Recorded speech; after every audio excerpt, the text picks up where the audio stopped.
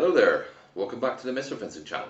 I've got a somewhat shorter video today for you, but it's a really cool one. I'm going to be talking about the third Hauptstück in Lecküchner's Kunst und Zedel im Messer, and that's going to be the Entrüsthau.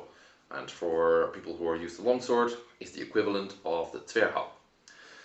As usual, I'll first discuss why it is there, so what are its main functions, and secondly I'll show you the different subsets of techniques that are there in the manuscript, and finally I'll talk a bit about some practical considerations when doing the Entrüsthau. First off, why is it there? Well, it has three main functions, and the first one is to set up a winding from a low position. And that of course is a very valuable thing to do because we know how to do it from a high position, which is the Zornhau. We now also know how to do it from a sideways strike, which is the Wecker, and now from a low position, striking up to a winding.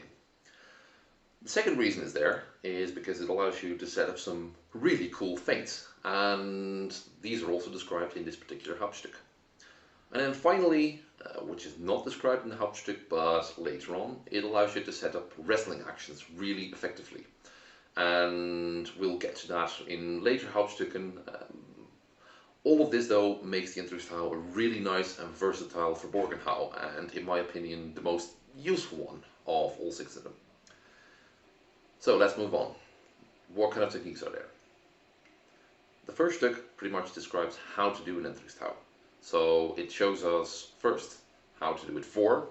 So we perform an Entrüsthau against an opponent who's ready to make a strike from above, but we strike the Entrüsthau before they move. And secondly, it shows the Entrüsthau nach. So it shows how to do the Entrüsthau when your opponent is already making the strike. The second the Stück is also quite interesting because we move on to a situation where you have already struck the Entrüsthau. And now you have to deal with different types of binds. So against a soft bind we do mutieren, against a hard bind we do duplieren, and interestingly enough, if our opponent stays in the middle, doesn't want to do anything, we can just beat the blade aside and then strike an Entrüsthau from the other side. This is quite interesting. We kind of already know how the first two options went, but this third option gives us some extra tactical flexibility, I'd say. Moving on, the third Stück is more of a drill. It allows you to practice striking the Entrüsthau to different types of openings, and it's not there for a technique per se, but basically allows you to get used to striking the Entrüsthau from different directions. And after that we get to the feints. The feints are really cool. The first one is quite simple, striking an Entrüsthau to one side and immediately before striking the opponent's blade, when they parry, just strike around to the other side. Then we get to the more interesting failures though.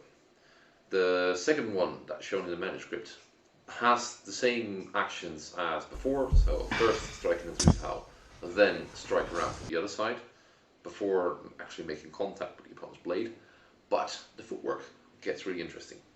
Let's talk about that in detail a bit more after this. The final failure is the so-called Zwiefach failure, and the Zwiefach failure is pretty cool because it sets up a number of strikes that allow you to hit your opponent multiple times.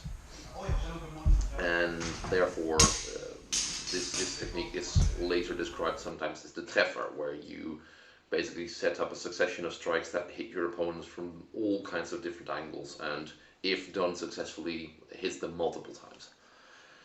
The final Stück shows us how to counter the Entrüsthau in general, and that's of course Langenord, because with the Entrüsthau we tend to shorten ourselves, we shorten our reach, and if we do that we are vulnerable to the long point, to Langenord. Let's move on. In the final bit of this video I'll be talking a bit about some practical things you need to consider if you're going to be doing the Entrüsthau. First off, let's take the starting position. As it is described in the manuscript, you put the point to the ground, put your thumb on the flat, and then perform the Entrüsthau.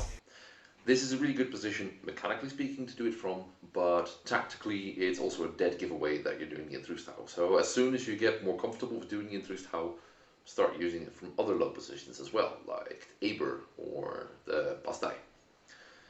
Also, when doing the Entrüsthau, it's quite important to engage the hips because that's where the power comes from. Both doing it from the right, but especially so when you're loaded up after Entrüsthau from the right for striking the Entrüsthau again from left. Do take note though, the one from the left can be a really powerful strike, and you need to take care with it, because if you are loaded up like that, put your hips into the strike, make a sidestep with it, and your opponent is not aware of it, you're going to hit them dead on the side of their mask, and that is going to hurt. So take care with that one. So that's about the blade work, I'd say. So let's move on to the footwork, because the Entrüsthau gives us a couple of really interesting options for footwork that we haven't had before. And let's do that by looking at the Zweifachfehler in some more detail.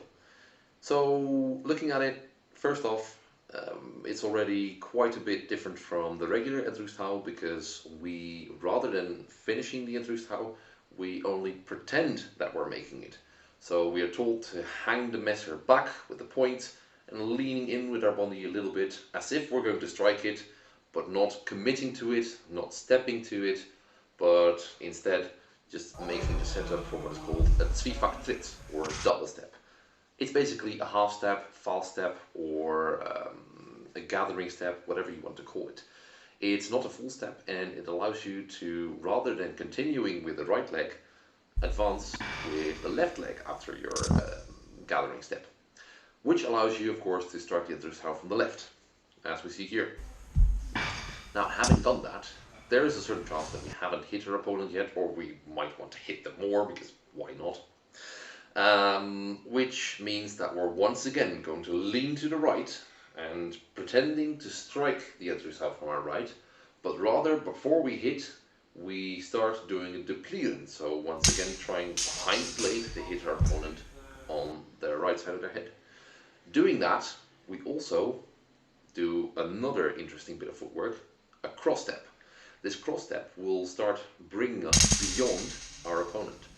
And if we continue that, so if we solve the crossing by once again stepping with our left leg, we are now well behind our opponent, and we can follow up our duplieren above with a strike to the back of the head. And if we want to add insult to injury, we can even pull it back and then strike our opponent in the belly. This is really nasty. The Zweifachfehler is therefore a really interesting thing to practice. It's more of a drill than something you'd be able to do in sparring, but it allows you to practice all kinds of different footwork, binding exercises, and free strikes. So really try the Zweifachfehler a couple of times and see what you can take away from it, because it's really fun, but it's also really good exercise. Anyway, this is about what I'd like to talk about when it comes to the Entrüsthau.